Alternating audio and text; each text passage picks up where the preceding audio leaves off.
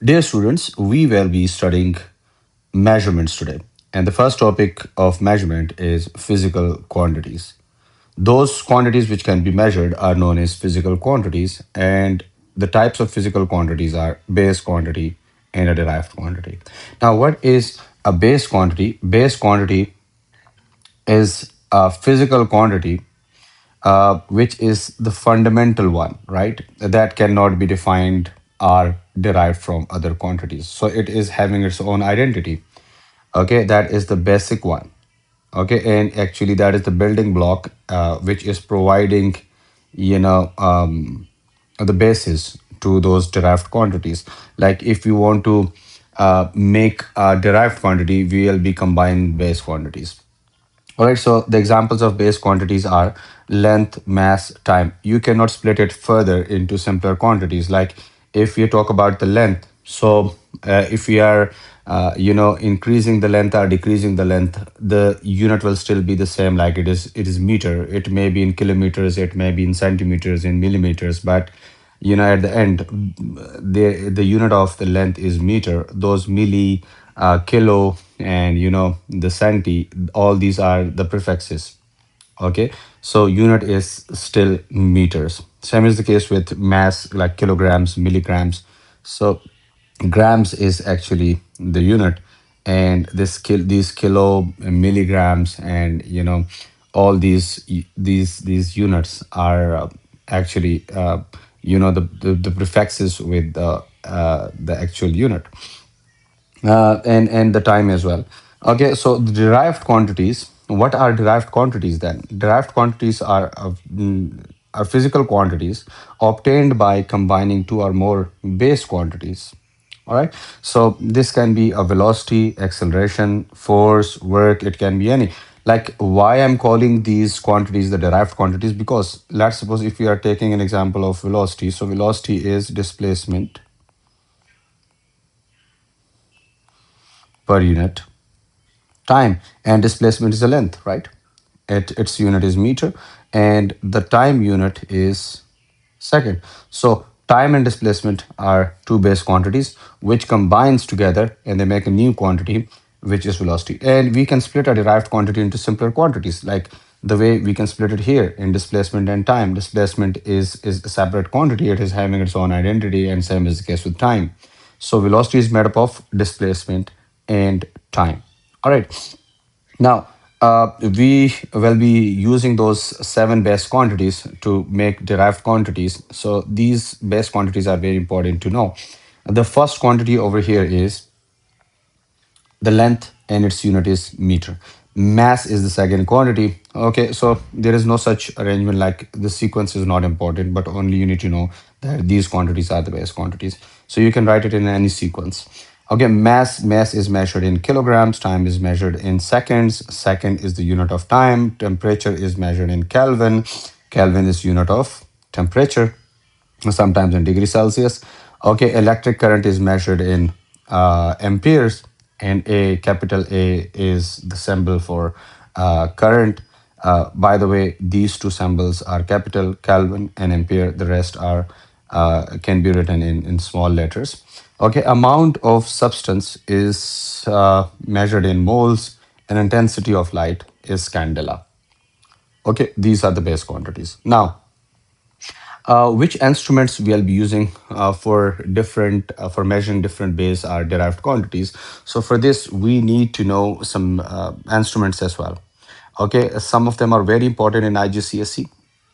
So the first thing you need to know is ruler, and you will be using that scalar ruler in your exam, during your tests in your classrooms. Okay, and whatever you are doing on A4 size page, so you will be using a ruler for those lengths.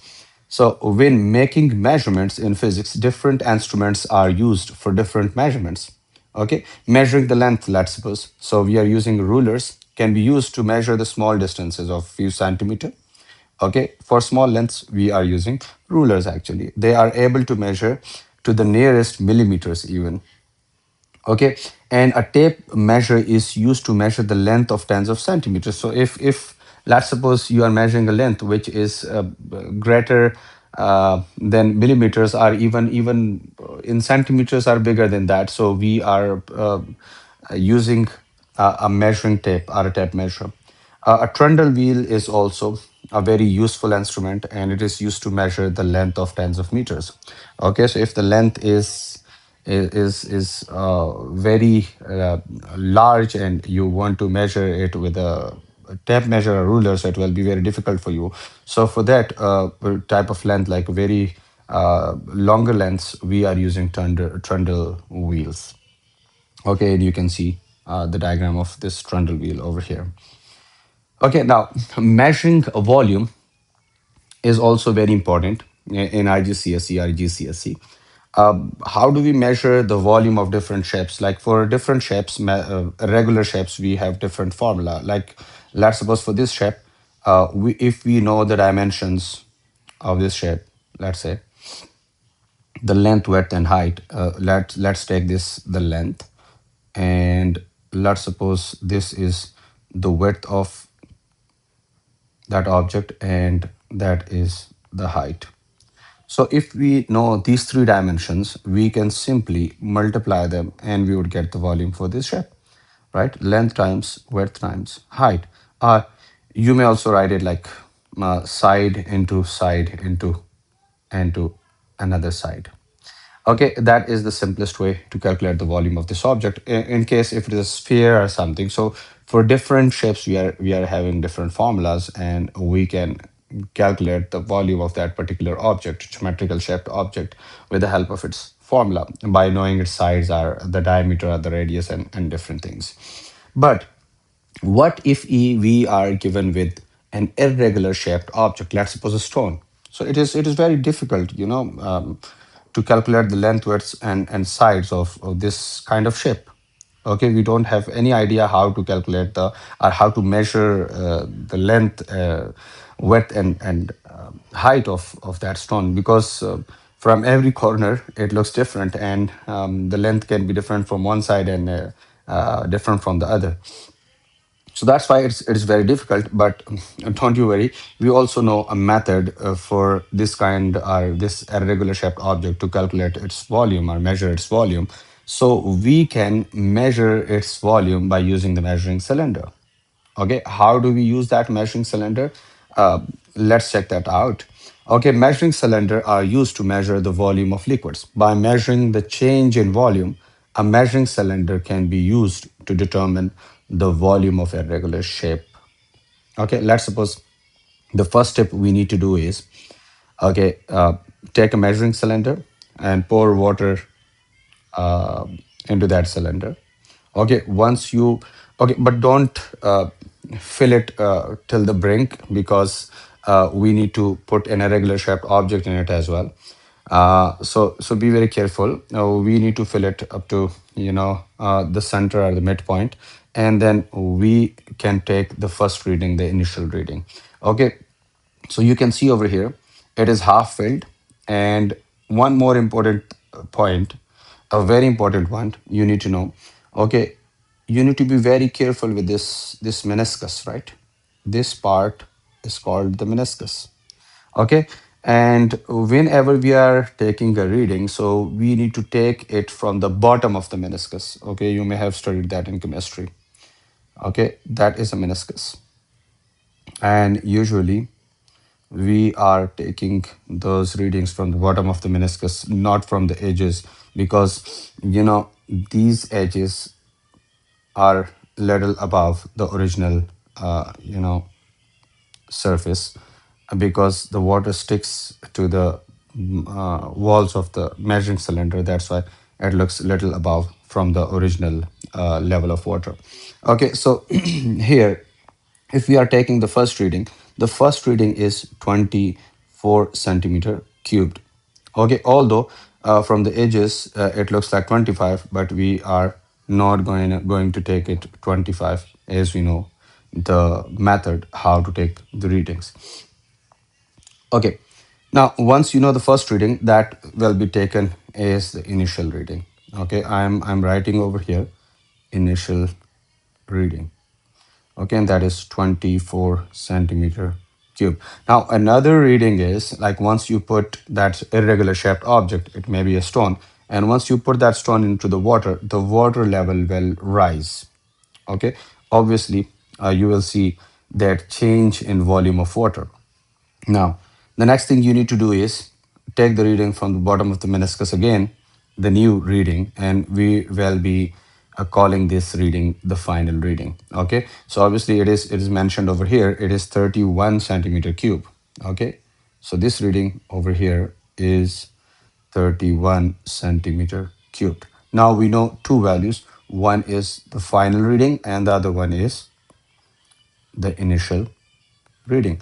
So what we need to do to calculate the volume, we are writing here volume of irregular object, irregular object, and that is equals to final reading minus initial reading. Okay, so here we are subtracting, that is the final reading. We are subtracting the initial reading from final, and initial one is 24. So the answer we are getting over here is 7 centimeter cube. And we will be taking this is the volume of irregular shaped object. All right, so this is how we can measure the volume of a regular shaped object. If we don't know, or it is very difficult to measure the size or dimensions of any object which is not regularly shaped, so you can use this method. There is another method, we will be discussing it later, like um, it is a displacement method. Okay, so that is slightly different, but if you know this one, so that is, I think, the easiest one. You can use this. Okay, an example is given. Okay, when the diagram shows four identical balls pairing placed between two blocks on a steel ruler. Now, four ball bearings are placed on a steel ruler, and you can see the wooden corks at the side. In order to get the correct readings, that's why we are using those wooden corks. So the initial reading, or the first reading over here, it is aligned with 4. So the first reading, or the initial reading, is 4, and it ends somewhere at 12. Okay, so the final reading is 12. Now, in that kind of case, we are going to take the total length of all four ball bearings. Okay, so it will be easy for us to calculate, the diameter of single ball bearing, if you know the total length for all four. And if you are trying to measure the length of diameter of a single ball bearing, so it can be a bit confusing sometimes, or it can be a bit difficult. Okay, let's suppose if I'm taking reading from here, so it may be sometimes if you are doing any parallax error, like you are keeping your eye somewhere here at an angle, so you may do that mistake. Okay, and it is very obvious, right? So most of the time the students do mistakes, like they may be taking it as 5.9, sometimes 5.8, so 7 6.2 to 6.1. So different students may have different readings. So it is a bit difficult. That's why we are using this method to calculate, or to measure the total length of all four ball bearings. Once you know the total length, like how do we get the total length? Total length can be calculated as subtracting the initial value from the final. So final minus initial again. Two readings are there, 12 minus 4, and you would get 8 centimeter. Now, once you know this, okay, 8 centimeter is the total length of all four ball bearings. So if you want to know the diameter of a single ball bearing, that is the diameter, how can we get this? Dividing this 8 centimeter by 4, and you would get the the diameter of a single ball bearing. All right, so if you're not doing any mistake over here, if you're not doing any parallax error, so you still get the same diameter over here, look. But that is sometimes it can be difficult. Okay, so that's why it's better to take the total length and divide that by the number of ball bearings, and you would get the diameter for a single ball bearing. Okay, now measuring time. For measuring time, we are using a stopwatch. Stopwatch is an instrument which we use in different experiments in our labs. Okay. An important factor when measuring the time interval is human reaction time. Okay. The standard human reaction time for an alert person is 0.25. So try to remember this value because most of the time we are using these values in estimation in A levels. Not required for IGCSE or GCSE or Edexcel IGCSE. But still, if you can remember that value, so that can be very useful sometimes. Okay, so in how much time a normally human or an alert human being react, the time of reaction is 0.25 seconds. Okay, react to any action. Now, this can have a significant impact upon measuring the measurements when the measurements involved are very short.